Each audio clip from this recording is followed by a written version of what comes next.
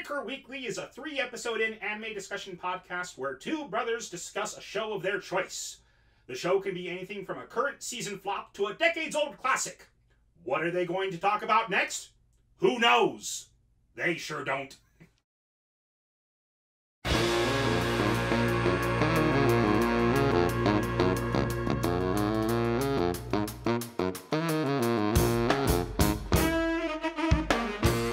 Welcome to Whitaker Weekly. I'm Andrew. I'm Lee. And this is Whitaker Weekly. Let's get right into this. Okay, anyway, we've got quite a bit of news this week, actually. A lot of stuff happening with the start of the new season. Yeah, the fall season is dropping, and we're here to pick it up. But it's not just anime. There's a lot of other things going on here as well. Like, for example, Square Enix just announced their mobile game. This is the mobile game that actually they're working with the writer and producer of A Certain Scientific Railgun. Oh, we mentioned they were starting something, but they hadn't dropped a title yet. This is the title now, and they've dropped the trailer. And it's Shinkakugi Ko and the 11 Destroyers. Once again, that's Shinkakugi Ko and the 11 Destroyers. We're going to have a link on our website for that. But it's just pretty much an announcement. It's pretty straightforward. Just a simple mobile JRPG is what looks like they're making. But also, in some more exciting news than that, speaking of certain magical index and a certain scientific railgun, not only are we getting season 3, which has already started, of a certain a certain magical index, we are also getting season 3 of A Certain Scientific Railgun. And I remember having a conversation with Doug about this, and I thought that he was confused at first, because I thought that a certain magical index season 3 was what he thought was A Certain Scientific Accelerator. That's not the case. There is a show coming out next year called A Certain Scientific Accelerator. So we have Index Season 3, Railgun Season 3, and Accelerator Season 1. All dropping this season. This franchise is huge. Okay. I can see that. But yeah, so not all dropping this season, no. But A Certain Scientific Accelerator, A Certain Scientific Accelerator is coming out in 2019, I believe April. I believe it's going to be the part of the summer season. Season, yeah. Next year. And then we have A Certain Scientific Railgun season 3 is that they've just kind of announced it. They don't actually have a release date for it yet. Okay. But I'm pretty excited for it because one character who they kind of built up a lot at the beginning of season 2 of Railgun, A Certain Scientific Railgun S, if you will. Yeah. They build her up as being this person who has incredible powers, but Misaka is immune to them. And they show her in the still, but she doesn't really do anything after that first episode. But they show her in the, there's a trailer for it, I haven't watched it yet, but for the trailer, they show that girl as well. She has the ability to control people but she needs to be using a remote control in order to do it. And Misaka is immune to her ability because Misaka always has this electronic field around her. Right. And it annoys Misaka when the girl tries to use it on her, but Misaka is immune to it. Yeah. So kind of like how annoyed she got when somebody tried to use a taser on her. Yeah, the person who used the taser on her was they were not thinking. they were not aware of the situation. Yeah. And it didn't go well. Anyway, what else do we have? Well, SEO Season 3, Sword Art Online Season 3, Alicization started last week. And I watched it with Jasmine. I watched the first episode already as well. So they dropped a 2-episode into one. It was a 47-minute. What they did was they aired the first 3 episodes in a movie in Japan, right? And I think the first 3 episodes we're getting are going to be 40-minute long episodes. Oh wow! I could be wrong about that, but the first episode was over 40 minutes. It was close to 47 minutes. If it wasn't exactly. Yeah. And the first half of that episode featured a whole new game with whole new characters and Kirito being a child or some kind, and then it didn't. And one of the characters ended up looking like she had all the facial expressions and mannerisms of Asuna, but as a 10-year-old Alice from Alice in Wonderland. I mean, she had all the poses and mannerisms. I thought it might have been her playing that part, but not knowing that it was her playing that part. I can kind of see that now. I don't think she looks like Asuna, well, but no, she did have the way she held herself was very Asuna-like. Yes. I think they deliberately borrowed some mannerisms from her in order to do whatever it is they're plotting on doing. And people online who have read the light novels, this is the Underworld arc. Right. And they say the Underworld arc is by far the best arc in the light novels. This one seems pretty solid so far. Yeah. I'm looking forward to watching more of it. Mm-hmm. That said, we have a couple new things that I'm very excited for dropping soon. We've been mentioning these. Well, we've been mentioning... We have a couple things that we haven't seen yet that are dropping soon that we're very excited for. One, and both of these are on Netflix. So, The 7 Deadly Sins is dropping season 3. Amazing show, amazing manga. October 15th. So that's 5 days away from this recording. That's Monday. That's next Monday. That's next Monday. We're recording this on the 10th, so yeah, that's Monday. Jeez. Okay. And then I'm not gonna have time to watch that with everything I have to do. Dang it. You know what? Maybe we should make that one of our 3 episodes into season 3 of... Have you seen season 1 of... I've seen season 1 and 2. Yes. Okay. I'm all caught up on it. Good. And then the week after... Well, a little bit after that, on October 26th, Netflix is dropping Castlevania Season 2. Now, they had Season 1 come out June of last year, of 2017. Oh, it was earlier than that. It's been it? a couple of years. Let me go ahead and Google that real fast, but keep talking. But yeah, they're timing a release just before Halloween, and it's just fantastic. And we've gushed about the show on this podcast before, where we've talked about just how amazing Castlevania is. Oh, it was 2017. Okay, for some reason it felt like it's been it felt a lot longer than that. Well, probably it's just been because it's only been so was I right? Episodes. June 2017. I believe. Let me double check. July 7th, 2017. July 7th, 2017. So that puts it at a year and 3 months since the next season started. Oh, that's why it feels so long. What did you find? No, well, okay. Google, because I googled it. You know how Google likes to show similar shows when you look up shows and stuff like that. The very first show they listed as similar is Captain N the Game Master. I heard they're rebooting that. No, I have no idea if that's true or not. I have not heard that myself. I just it's the original Captain N the Game Master from 89 to 91. Well, that's because it has a Belmont character in the show. That's how they're similar. That is not Simon Belmont. I don't care what you say. Okay, you're right. You're absolutely right. Now, the only reason that Simon Belmont had any redeeming qualities is when they actually fought undead. He was completely in his element. But beyond that, they turned him into a sissy pretty boy that was just so far beyond what... That has a pair of goggles and a pilot jacket for some reason. Because that's what a vampire hunter dresses up in. Anyway, yeah. I'm very excied for Darn it. Castlevania. No, Castlevania. Season 2. With the incomparable Richard Armitage.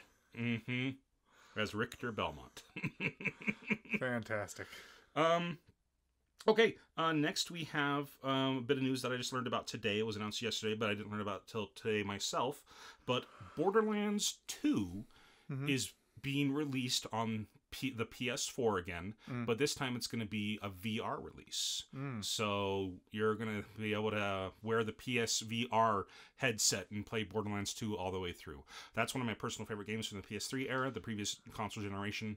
I played through it again when it came out, when the Handsome Jack collection came out for the PS4. I do not have the PSVR. I have no desire to buy it, but if I owned it, I would get Borderlands 2 again just to play the VR version. I see. It's amazing. All right. Any other news we wanted to cover? That covers it for me. Okay. So exciting anime dropping in the next couple weeks. Yeah. I'm really excited. This should be a really good season.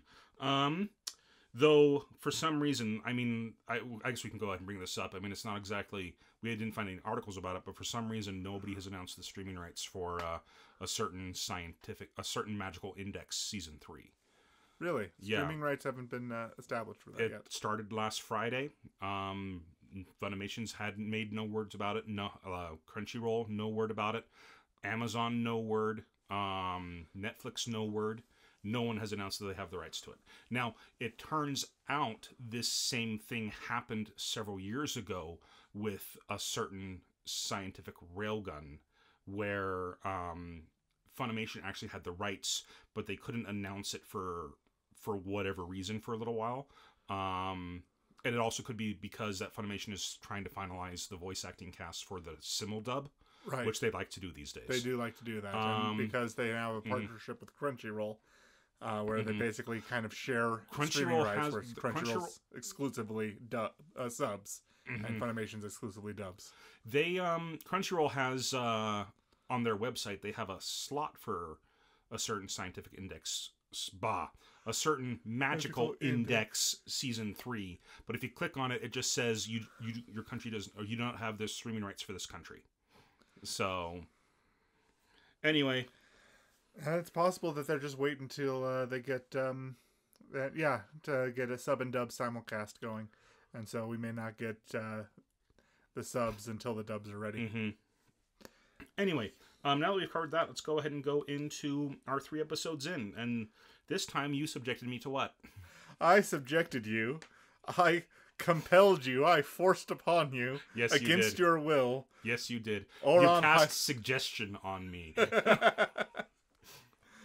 Ouran High School Host Club. So, initial impressions? Let's go ahead and read the synopsis first. You'll fall for the boys in the Ouran Host Club. Tamaki's truly romantic. Kaoru and Hiraku offer displays of brotherly love. You'll adore brainy Kyoya, innocent Honey, and manly Mori. And don't forget Haruhi. He knows what a girl wants. Of course, it's because he's a girl too. The host must do the best to protect her secret, but Haruhi's having a blast turning their perfect world upside down.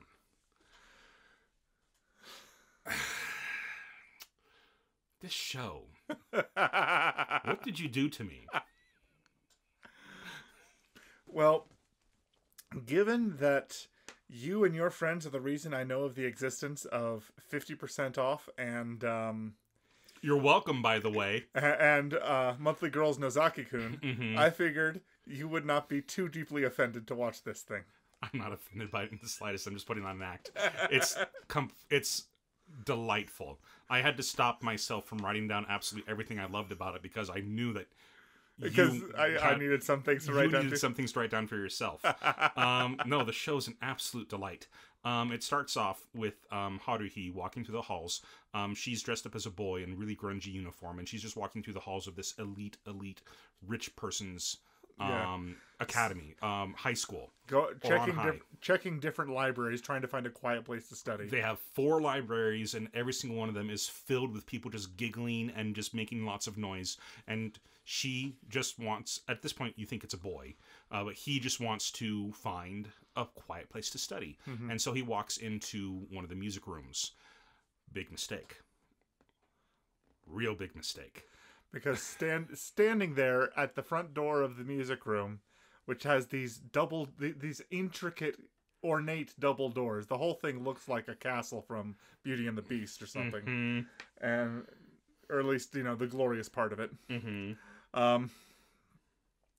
It does. It has the look and feel of a 17th century French palace. The entire school grounds are designed along those lines. Yep. And so she opens this door and she sees the guys, the 6 main... The hosts, standing there in an arranged pose, ready to accept new guests. For those of you who don't know what a host club is where, depending on if you go to a host club or a hostess club, a host club is where you go to meet... you pay a lot of money, actually, to go in and eat food and be, and spend time with handsome men who just fawn all over you and make you feel like $1 million. A hostess club is the exact same thing where you go to meet women who do that. If you've ever played one of the Yakuza games, the hostess clubs are a big part of that, where it's just, they actually get living Japanese actresses, and they take their likenesses and they use them as the voice actresses, and they have them play these hostesses in the hostess clubs. It's the Yakuza series is. I want to say that I saw a video. It was one of the World Order music videos where they end up going into a cat girl themed hostess club. That's a maid cafe. Maid cafe. That's a maid cafe. Slightly different. That's the host club is where you sit down at a fine table. They sit right next to you, and you've seen it all the time in anime where it's like there's a loud guy and there's a beautiful woman in a dress like pouring him drinks and stuff like that. That's a hostess club, right? And it's the exact same thing, kind of for a host club, but it's where the people serving you are men instead of women. What was it?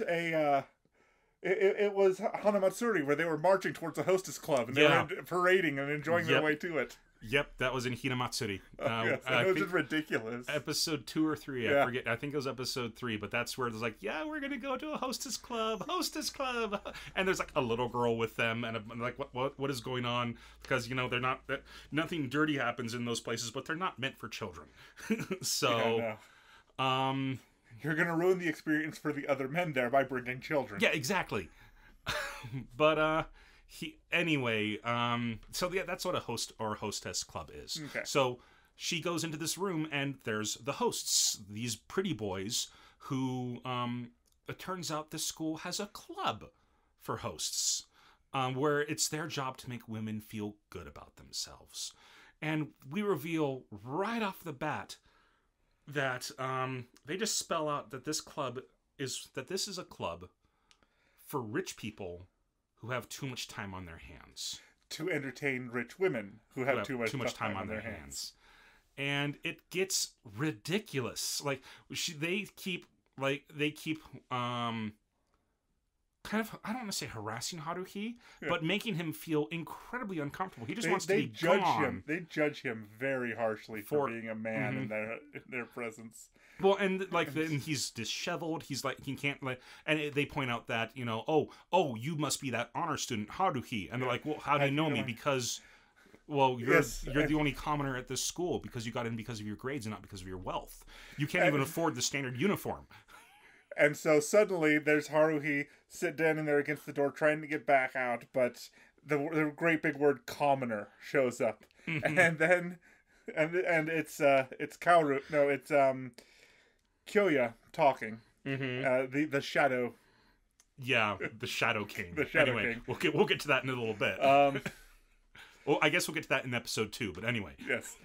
But no, the Shadow King. Anyways, he's the one who also calls Haruhi audacious for even bothering to come into their presence. And so she's just standing there, just irate that she's now been labeled a audacious commoner. And when I saw those words, I just remembered thinking about Yahtzee from Zero Punctuation and his very memeable filthy console peasant. Filthy console peasant. Glorious PC Master Race. Yes. Anyway, we also learn, they don't even. This show is the very opposite of subtle.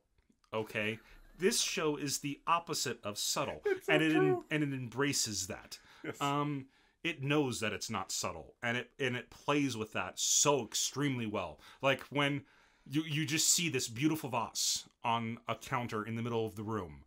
And just there, there's an arrow pointing at the vase, and it's blinking and beeping. It's blinking and beeping, going beep, beep, beep, beep, and then they cut, and then you see the vase from another angle, and the arrow's there again, beep, like, hey, look at this. What could this be, And then they, one of them frightens Haruhi to the point to where she backs into this vase, and it was, what happened was Tamaki, still assuming Haruhi's a guy, came up really close and stroked his chin, wondering if, are you one of those kind of guys? Yeah. Okay. So, and he's like, no, backs up. We should probably name the host real fast, but she backs into the vase, and the vase falls over and shatters. To her credit, she tries to grab it, and she almost does, but it crashes into the ground and just shatters. And they're just like, oh, the twins. Well, that's sad. we we were gonna auction that off for funds this year. Yeah, we were gonna start the auction at 8 million yen. $80,000. And so she is just crushed. How many thousands is that? She starts just counting on her fingers, and they're like, well, if you become our lapdog for the next 3 years, I guess we can go ahead and forgive you of your debt type thing. And so they force Haruhi to join the club and become their lapdog for the next 3 years. But during that moment, what happened? They say they judge her. They haven't even seen her. Nobody's seen her eyes at this point. It's just she's been wearing glasses that are completely white over them, so that you can't even see her eyes. And they pull her, and when she's not even facing the camera, they pull her glasses off, and suddenly you see her. They're like, that doesn't happen yet, because the first bit where we see like what she goes shopping for them, later. That's later. That's later. That is much because later. The first time when she starts helping them out, she's still in her outfit. She's not a full member of the club yet. Yes. But anyway, let's go ahead and introduce the hosts real fast. Yeah. So they go into hosting. So we meet Tamaki, who he's blonde. He's the king. He's the leader of the hosts. He's the club president, and he's the biggest drama queen in the world. He is. And in the English dub, it's voiced by Vic Montagna. Oh no! Who is also Ed from Full Metal Alchemist. Oh no!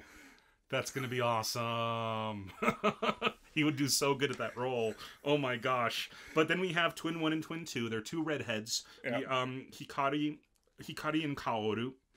And then we have Honey, and I'll go ahead and let you talk about Honey. Oh, Honey Senpai. Honey Senpai is the loli of the group. That's what they call him. They say the Lolita. Yeah, he's a Shota. He is a adorable little kid who's also the oldest.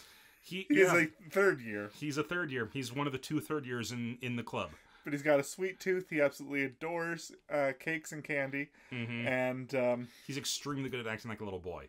Extremely good at it. Yes, he is. To the point to where he climbs on people, and he's very clingy, and as the hosts are going around and like entertaining the women, like the girls love the twins because the twins are very flirtatious with each other. So girls who are into the yaoi scene, the boy love, the BL brotherly love type stuff, they adore sitting with them because they'll always just do stuff like that.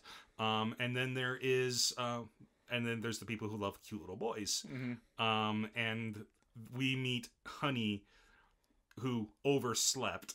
And he's acting like a little boy who just woke up. Oh, I'm so sorry, I'm late, I overslept. And the girls are just like, holding a giant bunny. Holding a giant bunny that he cuddled to sleep with. Okay, now... But we still have a few... Now, we need to back up just a little bit.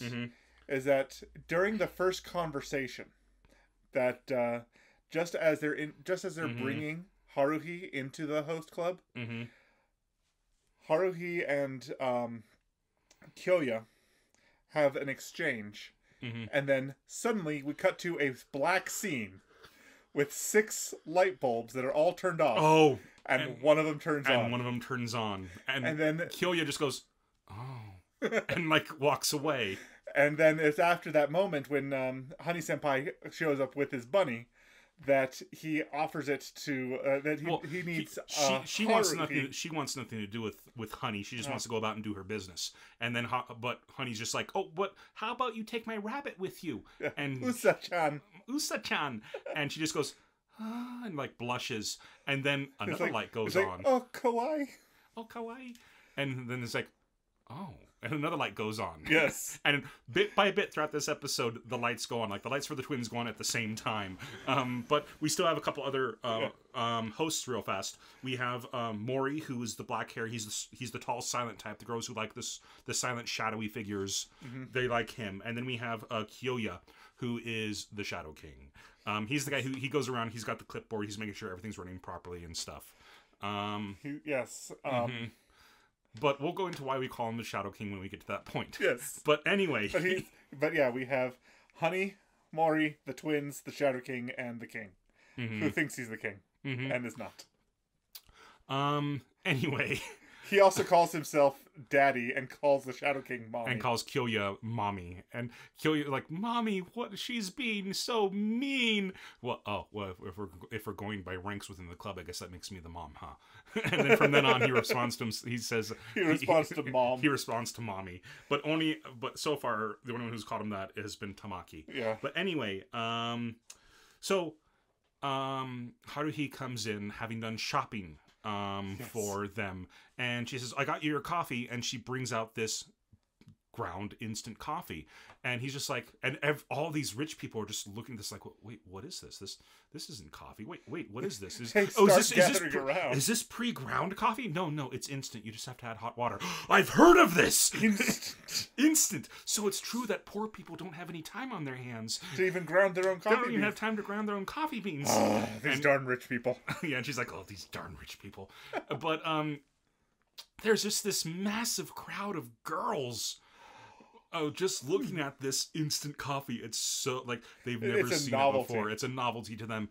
And they're like, well, someone's just like, well, we should just throw that out. And Tamaki's just like, no, I shall drink this. And they're like, oh, Tamaki, how brave. And they start applauding him. And they're like, oh. And so he like, pours them cups of, just like, puts a spoonful in these teacups and pours in hot water. Something I love about this show is that when they know they're doing cheap animation, they add a sound effect. Because her pouring the coffee was a repeated animation of her just slide over, pour, and it just... So they know when they're doing cheap animation, they add a sound effect and you stop caring. So it adds to the comedy of the moment. It does. But yeah, anyway, we at this point we also meet Ayano Koji. She's the redhead who is very obviously into Tamaki. Yes. But anyway, by the end of this first day of working at the host clubs, all the lights have gone on except for one. All of them have gone on except for one, and that one is obviously Tamaki, because Tamaki is the biggest, densest guy in the world. Okay, so how Mori Senpai's light turns on is Tamaki, for some reason, ends up grabbing Haruhi's head to his chest and starts spinning around, saying how adorable he is and how much he loves him, which is an instigating moment for the princess, who is who starts being jealous over Tamaki's attention, and she cries out for help, and Mori Senpai clears the entire room, goes, picks her up bodily out of his hands. Light goes on. Yeah. Picks her up and his hands are under her armpits, and then just goes, and the light goes on for him as well. And puts her down because he realizes what he's doing. But no, it's a running gag that he will pick her up and run because he's the might. He is the mighty of the group. But so next day happens, and we cut to and we see let me look at her name again, Ayano Koji. We see her give a dirty look to Haruhi. Yes. And the very next day, we see Haruhi's looking for her bag, and then she looks outside and she sees her stuff just scattered in a fountain, like in a pool outside. In a fountain with a cherub statue that is part of the fountain. Yeah, the water comes out of the cherub statue. People have seen that before. Nothing big about that, but yeah, no, it's you've seen it in things like Labyrinth and things of that nature.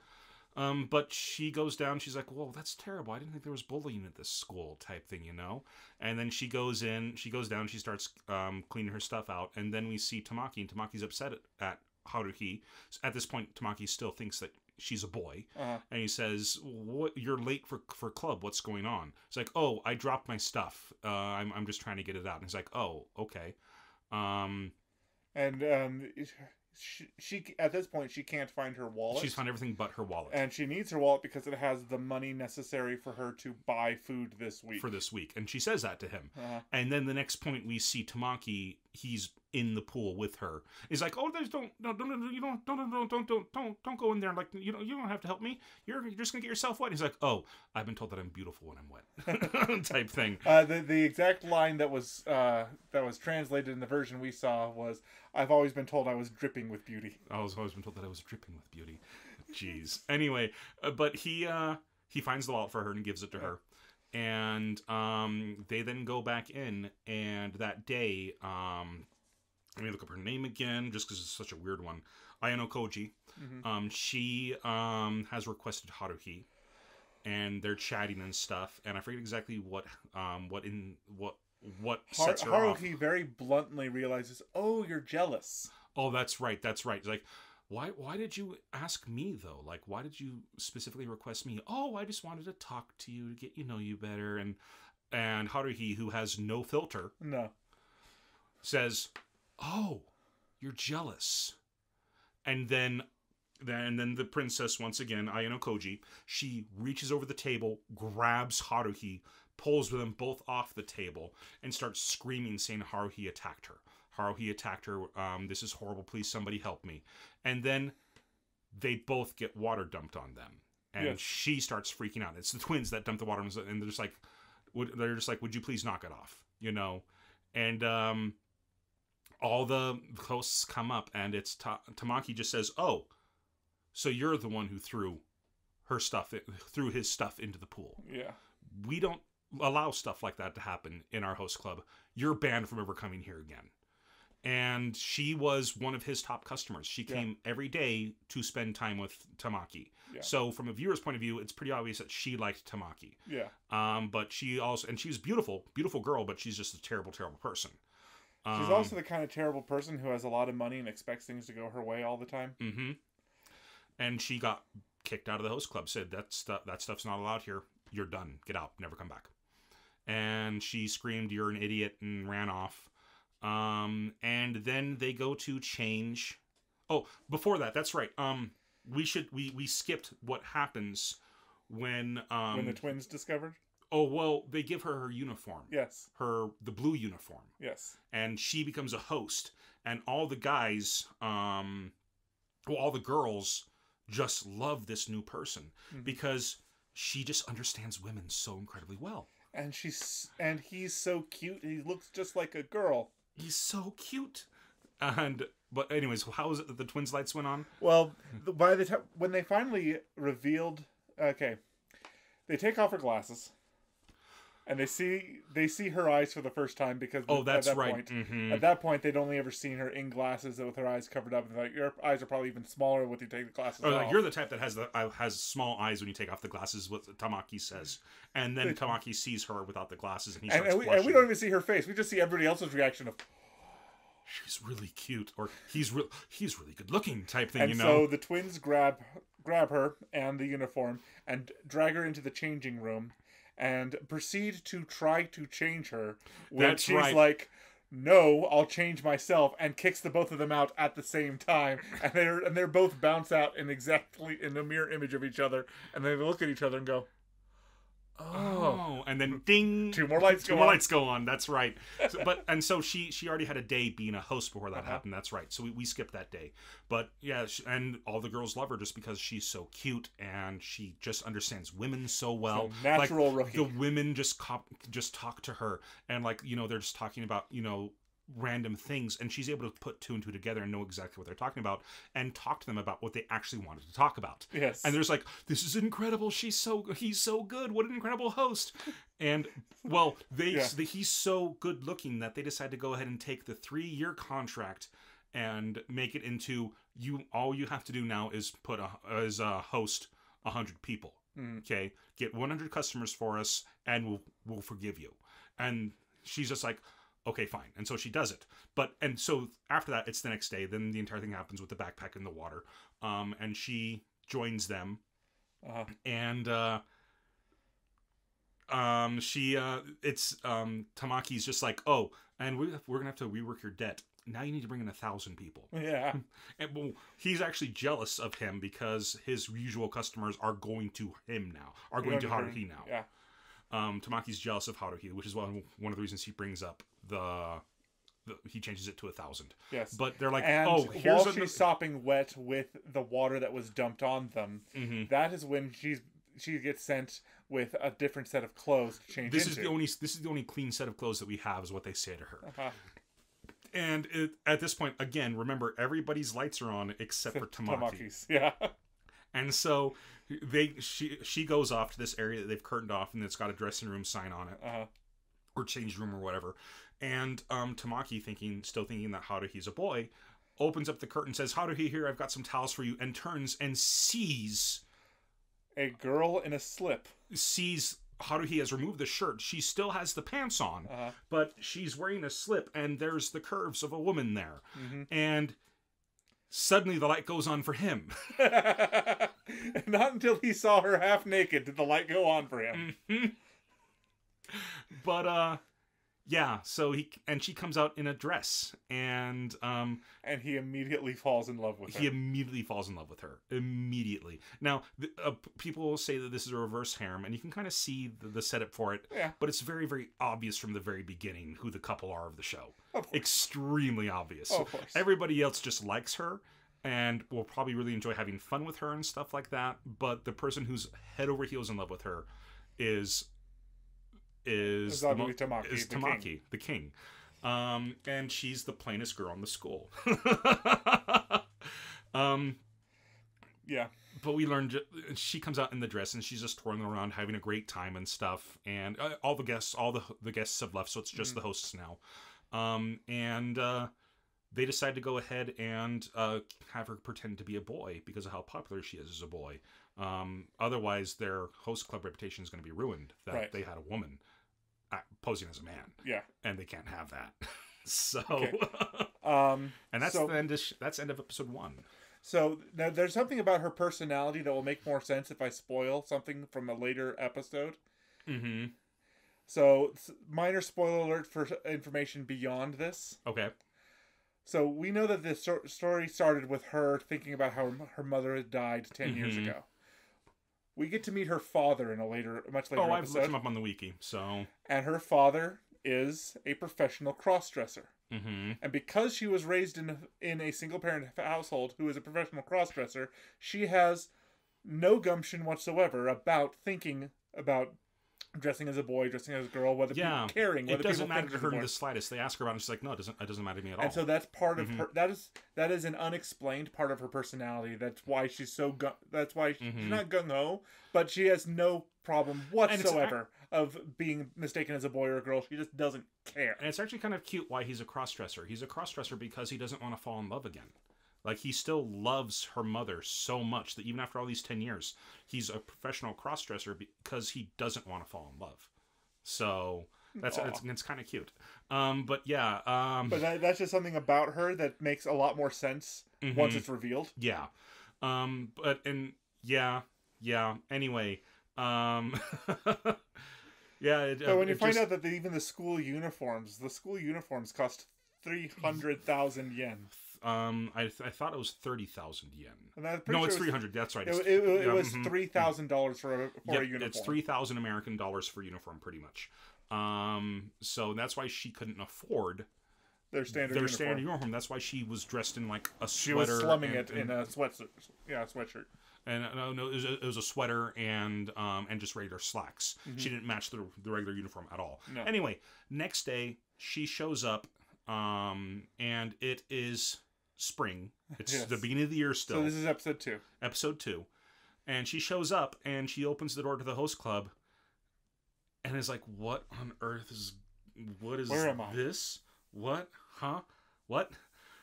Because they've redecorated the host club as a tropical paradise with trees and lizards and a birds toucan. And a toucan, and it's hot and sweaty and muggy in there, and it's disgusting. And they're all dressed in Egyptian style, ancient Egyptian style, classic attire. Yep, making themselves off to be pharaohs or gods or something like that. And she's just like, what is going on in here? And kind of like the ending credits of Free. Pretty much, yeah. It does. They do look a lot like dressed up for that crazy like Egyptian style, the Arab, the classical Arab, the Arabian Nights style. Yeah. Oh, Free is such a weird show. Anyway, they have but so she goes around wondering what on earth is going on, and she goes to Kyoya and says, "What is this?" He's like, "Oh, well," and he just makes some comment about how, because they're rich and they have a whole bunch of free time, they go ahead and decide to change things up every once in a while. I was like, "And you let him do this?" "Oh, well, he's the president, and so his decisions are what we go by." Though I did leave a few magazines of Maui. With pictures of Maui in it on his desk. And then it cuts to Haruhi and she goes, "This person's the Shadow King." And that's why I've been calling him Shadow King, because he's the real power behind the throne. Yes. He knows that Tamaki's an idiot. He knows Tamaki is... He's pretty self-absorbed at this point. Tamaki is entirely self-absorbed. Yeah. He does get 70% of the requests. Mm-hmm. He knows how beautiful he is. Mm-hmm. And he very easily goes on his own whims. Mm-hmm. But it is clear that Kyoya knows exactly how to pull his strings to get exactly what's going to go on. Knows exactly, and not just not pull his strings in like a mean, rude way, like demand him to do things. He knows exactly what to do to get Kyoya to do things, yes, and make Kyoya think it was his idea. Yeah, and that's why we've been calling. Kyoya knows how to make Tamaki do things and make him think it was Tamaki's ideas. Yes. That's why we call Kyoya the Shadow King, yes, because that's what Haruhi called him. So from here on out, he is Shadow King. Which reminded me of a clip of Babylon 5 I watched recently. Oh, really? Where the League of Aligned Worlds had all decided that they had decided to demand of Sheridan mm-hmm. that the White Star Fleet help them in their that they have White Stars mm-hmm. posted in each one of their garrisons, because you find out that he wants to help defend the League of Non-Aligned Worlds, mm-hmm. but he can't make the suggestion himself. Mm-hmm. But if they demand it of him and twist his arm to make sure that he has to comply because it's what they want. Well, I remember that scene now. And then it's like, I guess I don't have a choice. I'll draw up the necessary paperwork this afternoon and have it all over your desks by morning. He already has it.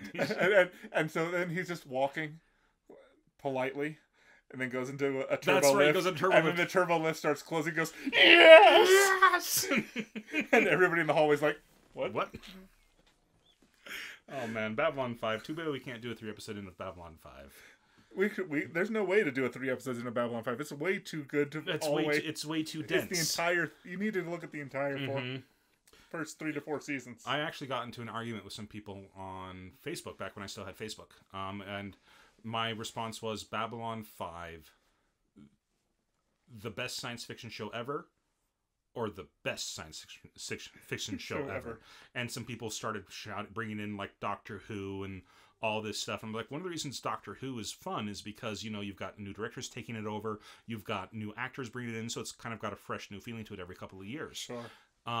But Doctor Who's continuity, let's not touch that, because it makes no sense. It's garbage. It's absolutely terrible. Of course, that's the whole point. That's part of the point of the show. Yeah, time is wibbly wobbly, timey wimey. The point of the show of Doctor Who is mm-hmm. to combine. Is when they go into the past, they actually introduce some factually accurate things about the past, mm-hmm. and then when they go into the future, they actually do mm-hmm. philosophical thought experiments on mm-hmm. the virtues of right and wrong, and mm-hmm. you can actually see. If you take and that's the mm-hmm. point of the show. The show itself is a fairy tale, and you're not supposed to. But the difference is Babylon 5 is a 5-season continuous story arc with an interwoven singular narrative that is perfect. Well, and that's one of the things that I pointed out. But someone else also pointed out saying that Star Trek was the best science fiction show ever, simply because of how long it ran compared to Babylon 5's 5 years. Mm-hmm. And I said it was the longevity of Star Trek that drove itself into the ground. First of all, mm-hmm.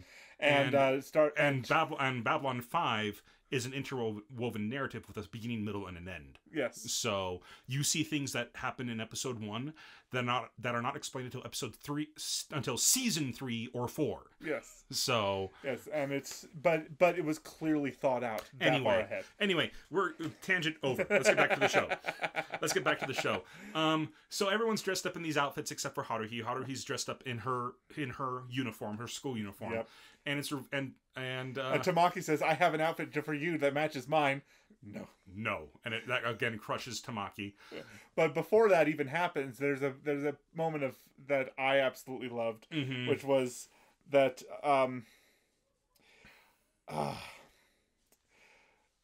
can't remember the exact words of it, but Tamaki had a moment that where he's talking about how great this is going to be, and Haruhi has very deep concerns about what's going on, and they're framed by that in this moment. They're in the background, framed by events going on in the foreground, which includes a butterfly and a chameleon. And when she expresses her concern about what's going on, the chameleon eats the butterfly. That was pretty great. It was well timed. That was pretty great. But anyways, we go into a lot more.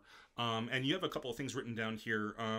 What is this about banana peels? Okay, that's at the end of the episode. Okay, but you put that. Okay. I thought you had them in order.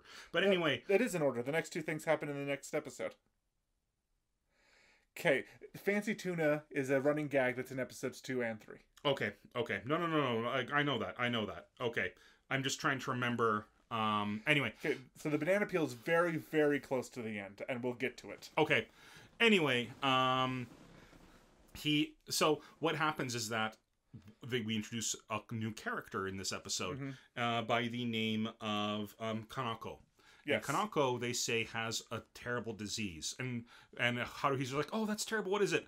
Her disease is it's a boy jumping. She has a wandering host hopping disease. She just goes from host to host to host. Like most of our girls, they'll pick a host and they'll stay with them for life, and it's fine. But this one we'll just dump a host and pick another one over and over again. And is that why Tamaki's so sad right now? Is because she wants to be with me now? He got dumped? No, that's not it. I did not get dumped. Anyways, so this girl comes up to Haruhi and they start talking and they have kind of a lovely time. And after their discussion and stuff, we learn that the hosts are going to be doing a dance. Yes. They're going to be doing a dance. And they're going to have a ball. They're going to have a ball. And the winner of that ball is going to be crowned queen of the school in their own little way. And they... every host needs to dance. Yes. Everyone. All of them.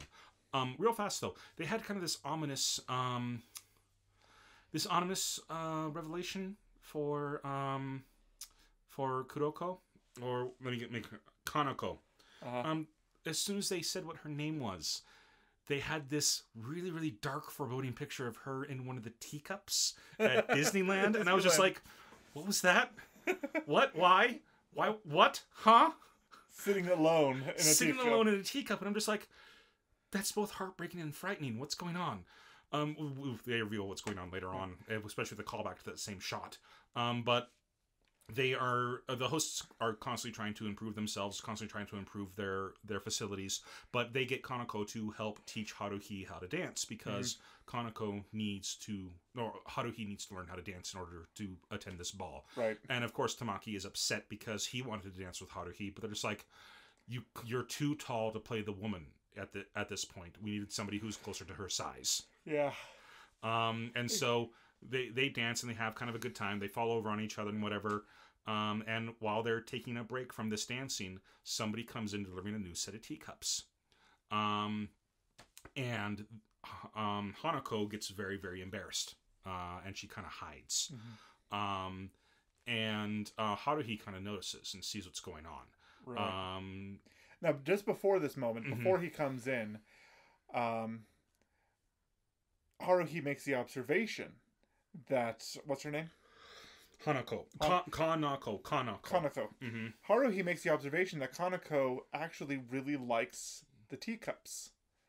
And Kanako very embarrassedly denies liking the teacups at all. It's like, that's a weird reaction. She obviously likes them. Why would she behave that way? And she knows about them and knows, how rare and valuable these teacups are. Yes. And then introduce the guy who we find with a second of exposition is the person responsible for providing all of their Chinaware.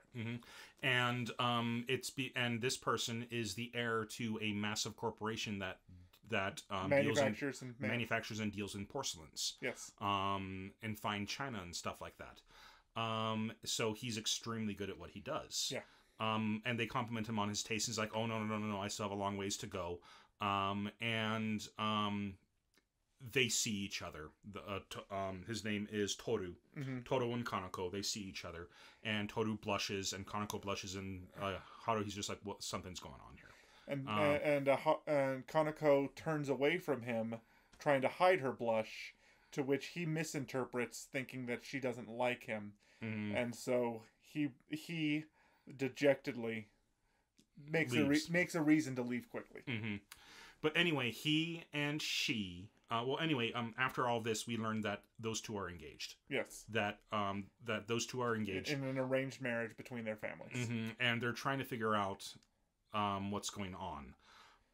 And they... And that's the point we find out that our good friend Kyoya, the Shadow King, keeps a dossier on every single one of their clients. Mm-hmm. In case the information might be useful. Yeah, and so he pulls up her information. Oh, yes, that's her fiance that just went by. Yeah. Why do you have that information? You know? Oh, why do you know this? Like, well, I did this. And why did you tell us before? It never came up. It never came up. It wasn't necessary information. Yeah. But anyway, they go to, they talk about doing the dance, and Tamaki's like, well, it's a host's job to make sure a girl is happy. Mm-hmm. So they want to go ahead and help her. Yes. But Haruhi wants nothing really to do with it. She doesn't want to go to the dance because it's an extracurricular thing. It's not really a club activity. And they say, well, really, we've got pretty much unlimited resources. We could have anything you want there. And she goes, even fatty tuna? Does she say fatty tuna? Because the subtitle says fancy tuna. They say otoro, and in Japanese there is. Have I shown you the video the video that makes fun of sushi etiquette? No. The Japanese tradition. Okay, remind me to show that to you next time we have an anime night. Okay. It's a Japanese comedy troupe that, in a very, very subtle way, mocks sushi eating tradition, and they have different levels of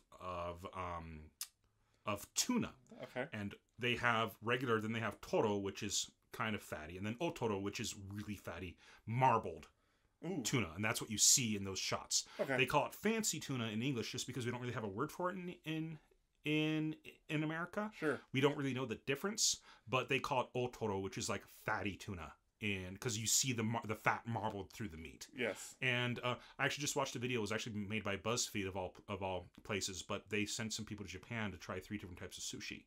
They did, and just so you guys know, yes, this is they have multiple different levels of sushi. Just like how we have, here in America, we've got multiple different levels of burgers. You've got McDonald's, and you've got, Red Robin, and all these other better places to get better burgers. You could spend $200 on a burger at the right place. Oh, yeah, easy. But they went to a place that was pretty much an automated conveyor belt place. They poured the rice into a machine, and the machine made the sushi balls for them, the rice balls. And all they did was put the toppings on and then put it on the conveyor belt. And that was a place that was like $1 a plate. And then they went to a place where it was $50 a person, and the chef, it was a very kind of personal place where the chef knows customers by name. They went with the chef's recommendation, $50 a person, and the chef made them their courses right in front of them and stuff. They then went for the third place, a place that American presidents and movie stars go to, at $139 a person. Yeah. Okay. And every place they went to, they loved. But they're just like, look, if you have the money, go to this place. Okay. It's a place that has a dress code. So anyway, another minor tangent. Something that I saw in an episode of Bones was something called a sushi bully. It was a sushi chef who decided what you were going to have. He took one look at you and decided what you were going to eat. There was and if you tried ordering from him, you would not like the results. Well, in that same video, the Japanese tradition, part of it is that I don't know if that's a real thing or not. This is the sushi chef, and he's like, there's this guy cleaning his blade, and he's looking at the camera and stuff like that, and he says, we call him Taicho. Taicho means boss or captain. Taicho has a secret past that you absolutely must not ask about. And he turns and he's cleaning the knife as he looks dead in the camera. So, yeah, it's a real good video. It's real good. Okay. He has an absolutely hidden past that you must not ask about. Anyway, so yeah, that's the first incident of the fancy tuna or fatty tuna. And it's just marbled, delicious looking stuff. And it is expensive. So, which makes sense that she wouldn't have it. But they all think that she's so cute and adorable because she's never had fancy tuna. Like, oh, what a commoner. She just wants fancy tuna. That's great. And so they convince her that fancy tuna is going to be at this party. And so they make her go. And they have plans for what they're going to do. And those plans are wonderfully awful. Okay. They go and they start dancing. And as soon as... You know what happens. I do. Yeah. Okay. But they go, they start dancing, all the girls start having fun and stuff, and then Haruhi ends up dancing with Koyako. And as soon as Haruhi and Koyako start dancing... Like I mentioned before, the running gag. Literally running. The running gag is Mori senpai. It's Mori running in, grabbing her, and running off. And running off. Oh, kidnapping. And Koyako's just like, what? Kidnapping? She's just had no idea what's going on. None at all. And so they bring... is it this episode or is it the next? Oh, it's the next episode where they talk about why she has short hair. But anyway, yes. She. But they put a wig on her, and they put a wig on her, put it in her dress, and they called Toru over with a letter, with a love letter, and they say, "This is your love letter," and they give it to her to read, and it's messy pink handwriting and hearts all over it, and it's written by just a love-starved woman. Yeah. And it's like, my love for you is like a torrent. It's a tornado of love. My love for you is like a loving river of loving love. Stuff like that. Written by committee. And it's like, well, this is terrible. Who wrote this? And it shows the faces of the people who wrote it, and it was Shadow King and the twins. Yeah, are the ones who wrote it. Yes. And it's just awful. Anyway, they go, and she meets this person. She meets Toru, and she's just like. And before she can say anything, he says, "I'm sorry.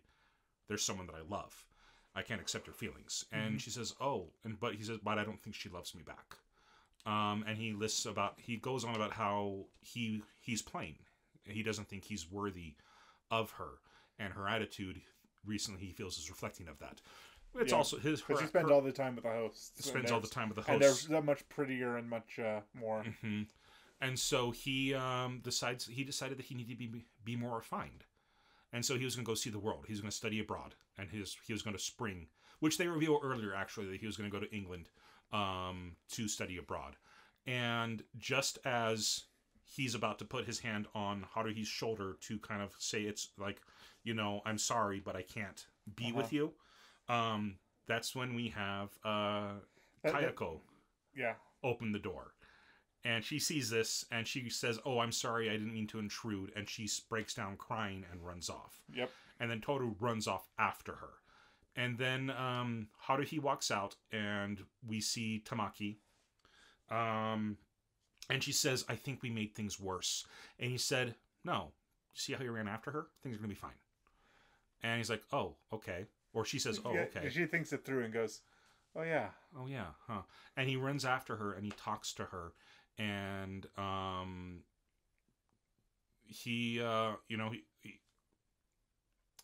really get much chance to say much, does he? Not really. Well, they make it out to a courtyard, right where right outside of the party, where the party is heading off to. And all of a sudden. she, I'm trying to remember how he clears it up because he says something to her first. Well, anyways, we see a flashback to them as children at some point during the episode, and it's very clear that they like each other because they're childhood friends. Mm-hmm. And she learns all about porcelain and stuff from him. And they,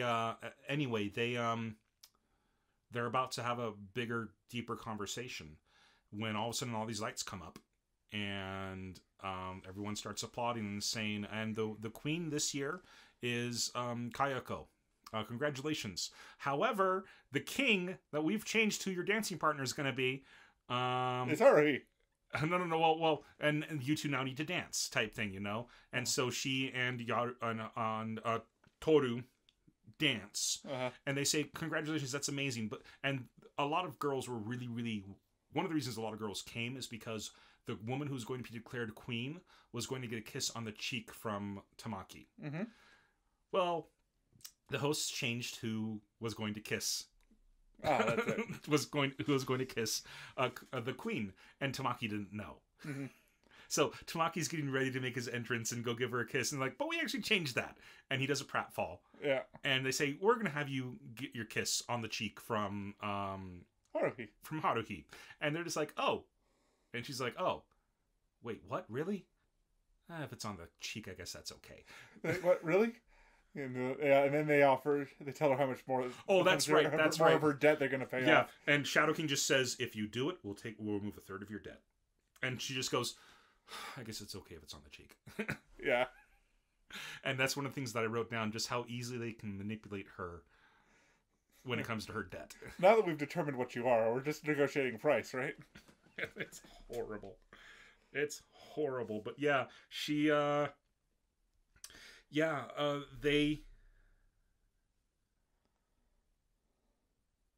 Oh, where did I... Oh, yeah, here we go.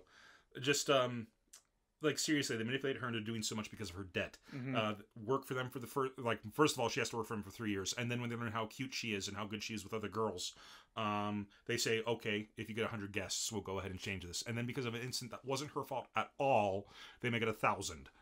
And she just has to go with it. And now they're just like, well, if you kiss... if you go with this and kiss her, we'll remove a third of your debt. And they're just like, and she's like, fine. It's just the cheek, right? Mm-hmm. That's just the cheek. That's fine. But she then goes down and she's about to give him a kiss, and Toru is not having any of it.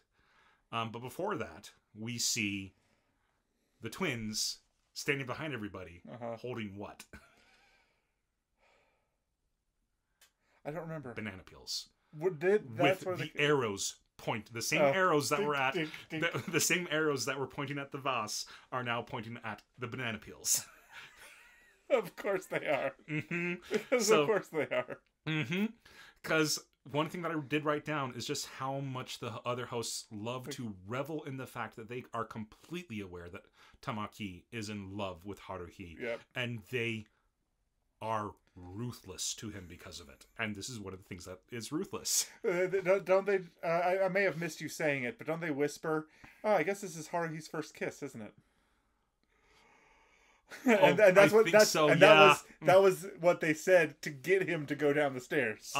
Well, and then she goes down and she's about to kiss her on the cheek. And then he goes down the stairs to stop the whole thing, and he slips on the banana peel. Yep. Pushes her back and forces her to actually kiss lip to lip. Kyoka lip to lip.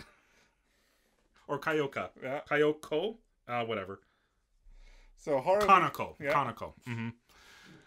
Forces her to, and they actually kiss each other on the lip. And then she's just like, that was my first kiss. Oh, whatever. You know? She just kind of rolls with it. Haruhi just smiles. Haruhi just smiles with it. Okay. But yeah, Kanako actually feels bad about it being there. She blushes, and she looks at Toru, make sure everything's okay. But yeah, that's how episode 2 ends. Episode 3 starts at a flower viewing festival.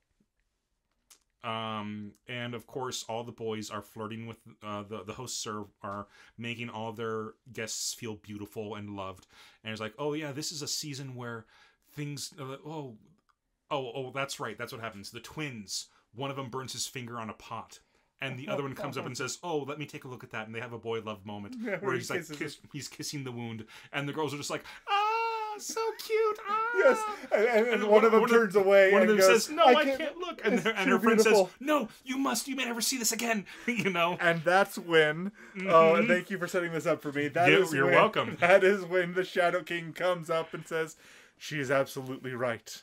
You must And enjoy he these brief moments because they are all too fleeting and much like this cherry blossom can go away too quickly. You must observe everything with all your power because no two things will ever be the same again. Like these beautiful cherry blossoms, you will never see this sight ever again in your entire life, or this exact same sight ever again. However, if you'd like to, I have these magazines of pictures of these boys that he's taken over the top, and he goes into a sales pitch. He goes into a sales pitch, and he pulls up 4 magazines. Images. He's got 4 magazines: one for Honey, one for Morty, one for I totally forgot his Tamaki, and then one for the twins.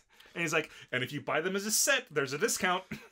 I'll take a full set. So will I. And the girls just start, screaming that they'll have the full set. And then the twins at the same time just turn to the camera and go, "This is how the club makes money." This is how the club. Which raises a question: when did he take those photos? Yeah, when did he take those photos? So the entire time he's not at a camera. Yeah, but him being the Shadow King and just he has information on everybody in the school and he's the mastermind behind everything. You're just like, yeah, no, I could see him figuring out a way to do that.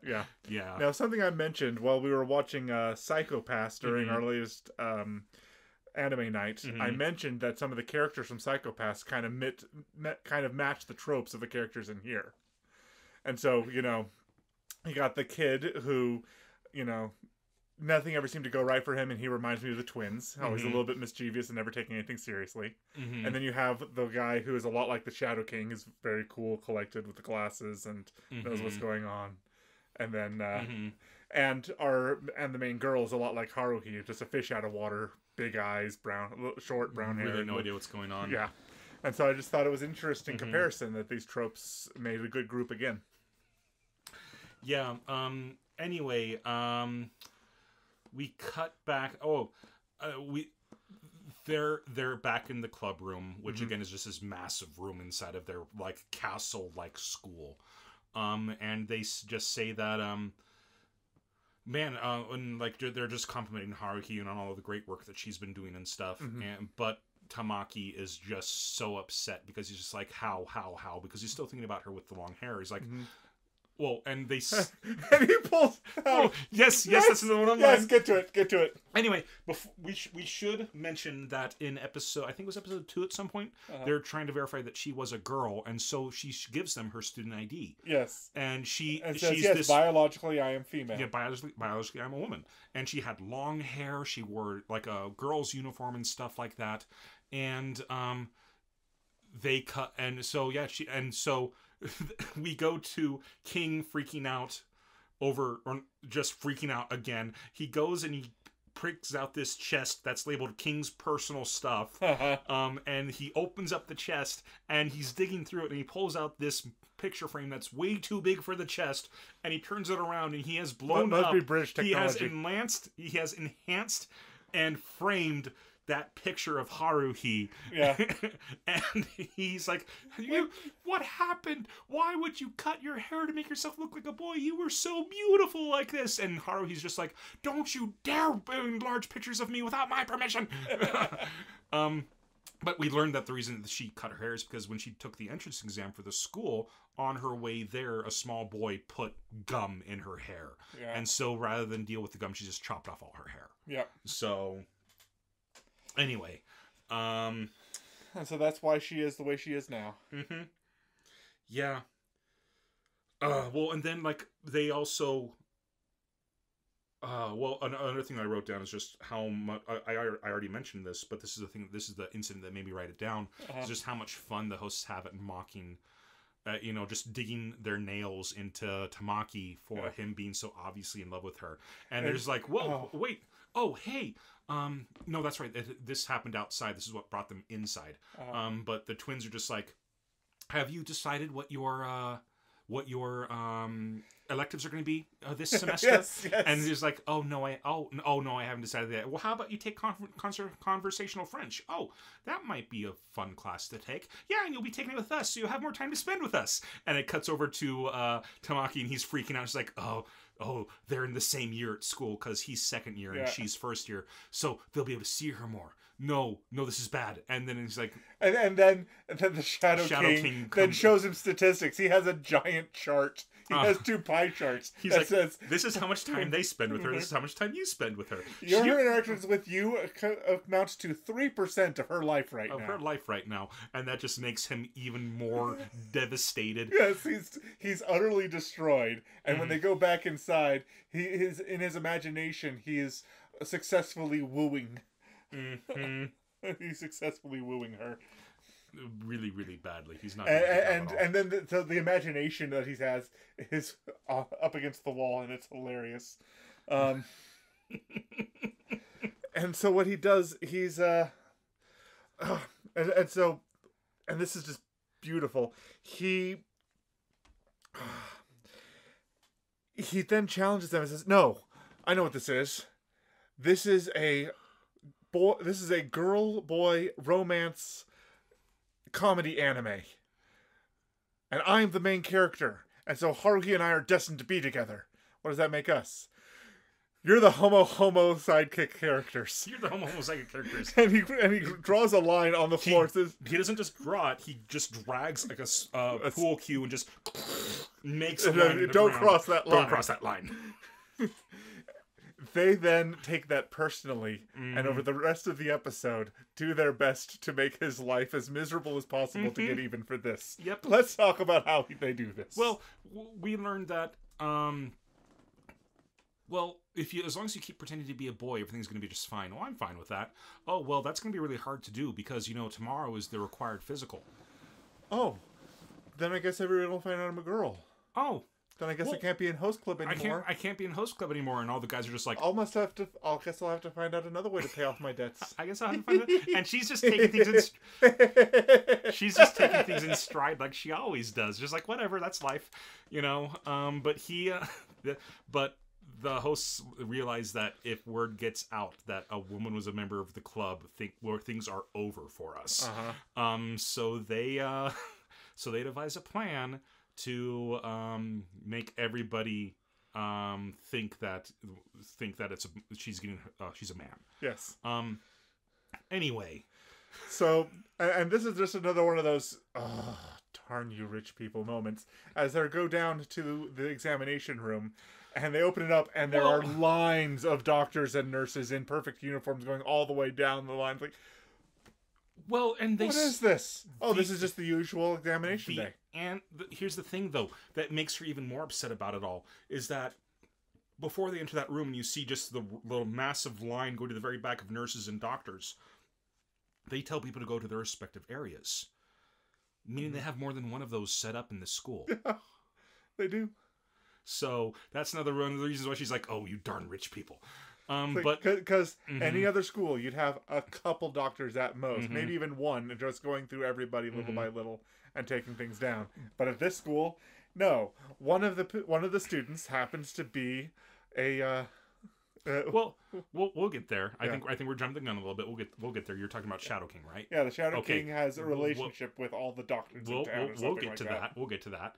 But Haruhi's going through, and she sees through another side, and she sees this fairly plump looking girl, and the doctor says, "Oh wow, you've lost 2 kilos since last year." And she's like, "Really? I thought that I had gained weight since last year. Oh no, you're looking great." And Haruhi's just like, "What?" And then it cuts to, and then Shadow King is standing there being like, "Oh, well, the thing is, this is really just a formality to make us feel good about ourselves. Every family here has a personal doctor anyway, so everyone's in great health already." And she's just like, "Darn rich people," type thing. And then we learned that all the doctors here are from Shadow King's family's hospital. Yes. So that's how he has a connection with all the doctors here. And Sarah's like, "Oh, if he's got a connection to all the doctors, everything's gonna be just fine." Except you see the crowds of women. They start fawning over the twins. All the women came to see the host club get their physicals because they want to see it, and then the twins take off their shirts because it's their turn, and they start having. You want to get behind the curtain to undress? There's no need. And they just take off their shirts, and all the women start fawning over them. They have another boy love moment, and I just thought to myself, and because they didn't have any nipples, right. which is perfectly normal in Japanese anime. and even in American anime, they won't draw on the nipple. It made me think of that line that we learned from the Daily Life of High School Boys. Yes. And I just thought, do nipples grow back? Go see a doctor! Go see a doctor! It's like, so I was shaving, so I saw the hair on my nipples, If you and I want thought I to could get rid of them. So I pulled out a razor. No. Let's go ahead and save that for. Let's just tell people to go listen to the episode. Do nipples grow back? Just do nipples grow back? Go see a doctor. We had one of our earlier episodes was in season 1 was the Daily Lives of High School Boys. It was just a slice of life comedy about boys and the crazy imaginations that they have. Yes. And the stupid things they do to themselves when they're trying to figure out life. Yep. Anyway, so that's the thought that went through my mind. Do nipples grow back? Go see a doctor. And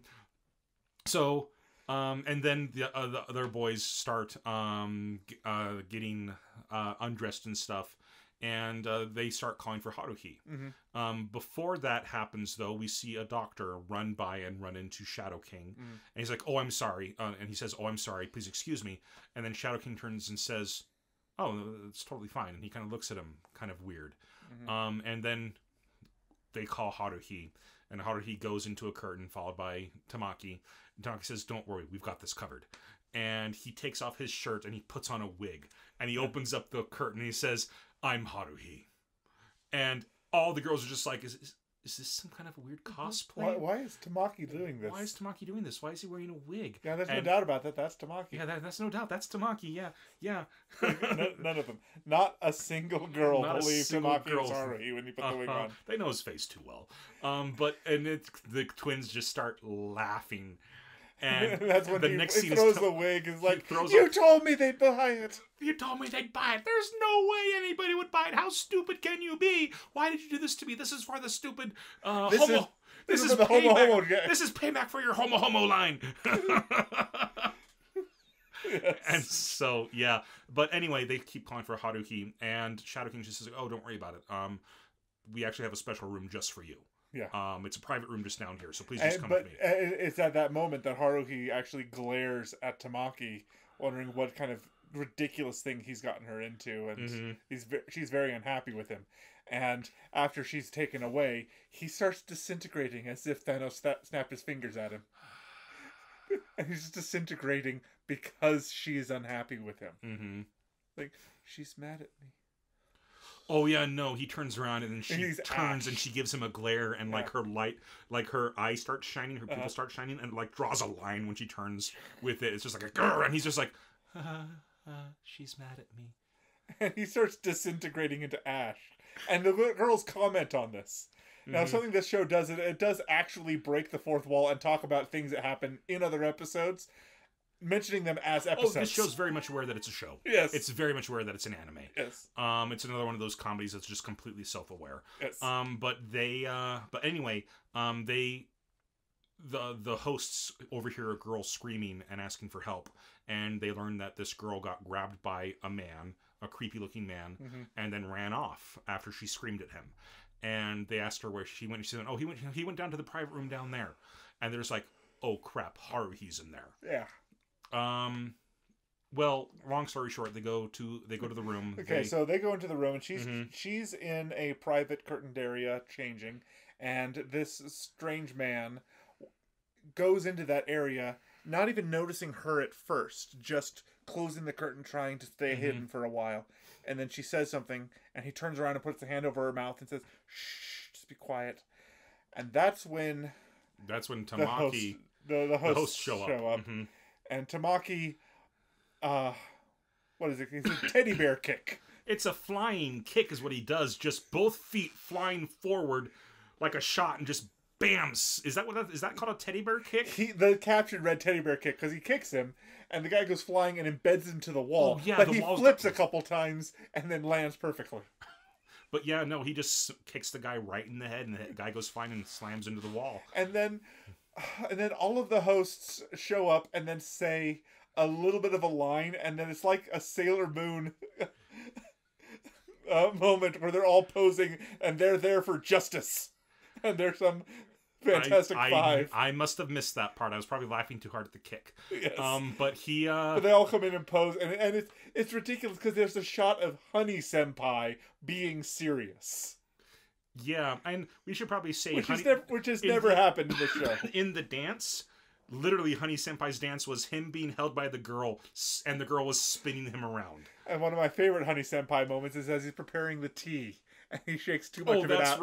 That's right. He's preparing he's preparing the tea with a bamboo whisk. And he's very focused. I'm going to do this right for a green tea ceremony. And how did and then it's for the flower viewing, they're all dressed up differently. Yeah. She's in a traditional kimono. So is a male kimono. Yes. A male kimono, and so is Honey. And Honey is spinning it, and like Mori's just like, hey, I think you're doing too much. And they're like, oh, Honey Senpai, you're doing too much. And then they finally get him to stop, and he stops, and there's just a couple of drops of tea left. Yeah, and Honey just goes. He starts crying, and the girls that are there to be hosted by them just adore him. So, oh, it's perfect. It's just the right amount. I love this. And she drinks it and hands it over, and then Honey's just like, yay! So, yeah. And he's the oldest one out of them all. Anyway, yes, he is. So we learned that doctor came to that school looking for his daughter because him that serious was just... We don't really need to go into the doctor's story. He is washed up. He has his own clinic. He's in massive debt because he keeps giving loans out to people. His name yes, I do have that. His name's like the Japanese word for quack. So his name is Dr. Quack, who runs the Quack Doctor Clinic. And they point that out. There's like, oh, I guess there are people like that. But yeah, his name is Dr. Yabu, and Yabu means quack in Japanese, so he's the quack doctor. He's the quack doctor. But he's got his own personal clinic, but it's in ruins because he's terrible at business. Yes. He keeps giving people money, and his wife... He keeps doing service for loans, and then people don't pay it. Yeah. And then the wife said, you gave out another loan this one. It's okay, this one will pay us this time, and they don't pay it, and the wife and the daughter leave. And he's come after his daughter. And this is the name of the school his daughter goes to. And they're just like, the hosts are just like, wait a minute. Really? And Shadow King's just like, does your daughter go to Ouran High School? In the dad's like, yeah, that's it. This is Ouran High School. Yes. Her high school's in the next town over. Somebody get this guy a map so he can find that high school. And so maybe this is why your family left you, because you're this bad at trying to even know where they don't say that. They don't say that to his face.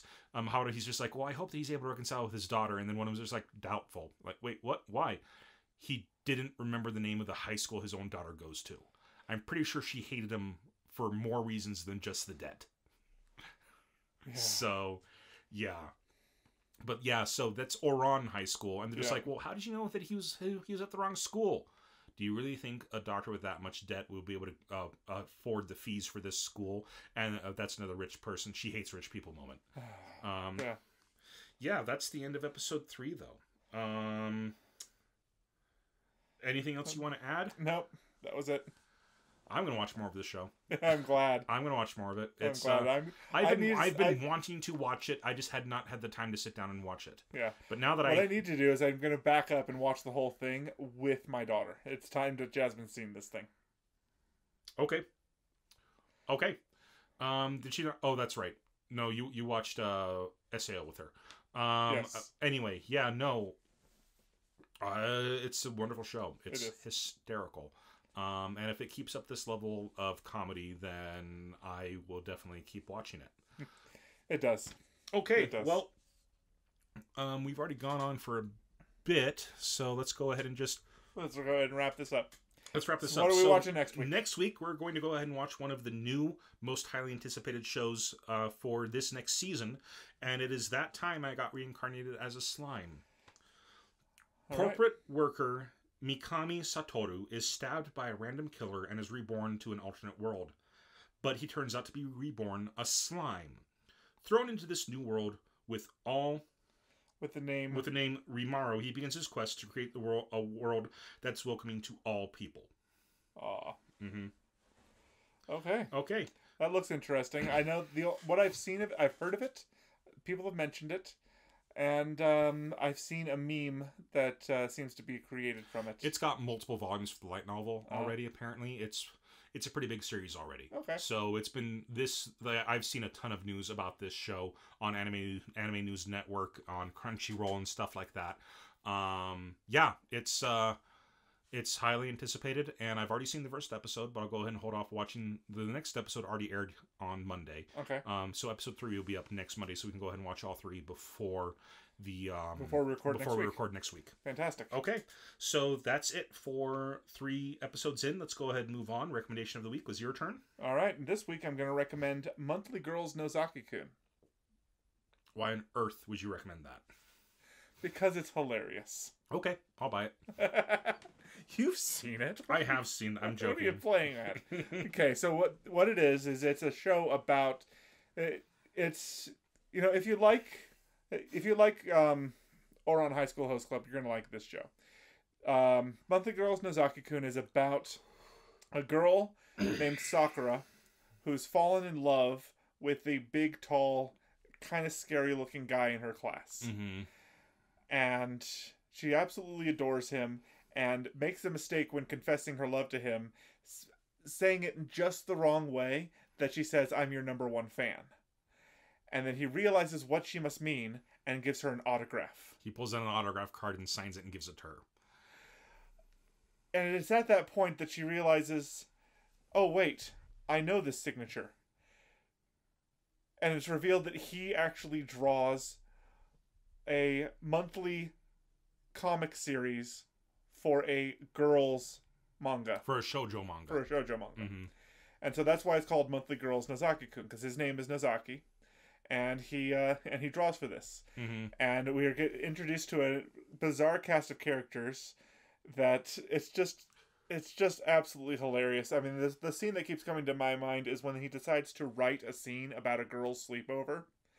And for his inspiration, he actually has a sleepover with the guys that are helping him draw. Like, he has one guy that does the coloring, and one guy that does backgrounds really well, and one guy that does perspective, scenery really well, and landscapes. Mm-hmm. And he does characters in the writing. And it's just really good.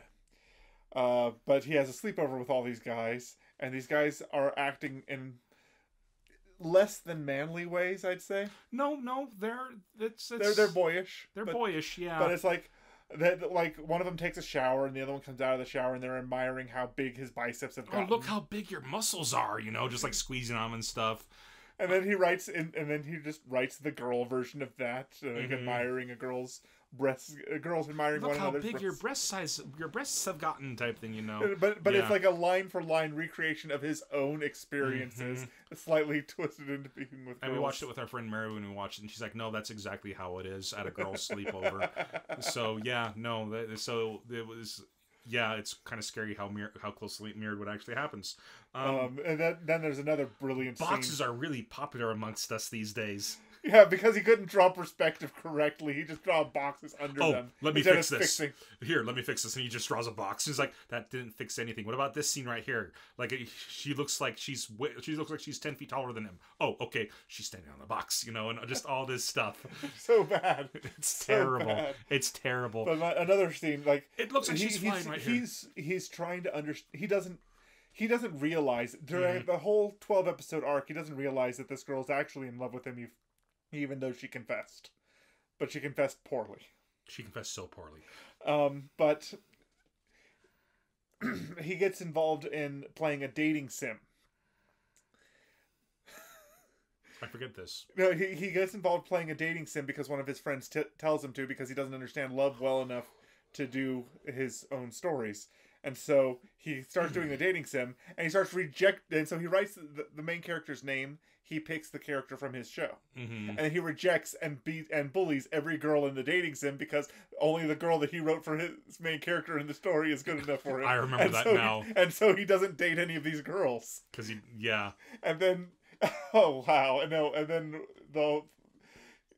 then they go through the whole thing again and realize that the perfect person for the character in this is actually somebody they couldn't pick. It was his guy friend. Yeah, that's right. He was there for you throughout the entire thing. I'm going to rewrite the ending to this game so it has a happy ending. He starts writing a fan comic for it.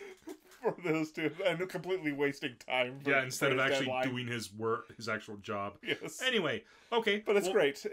And if you liked the episode we reviewed today, you're gonna like Monthly Girls Nozaki. Yeah. So enjoy it. It's very similar.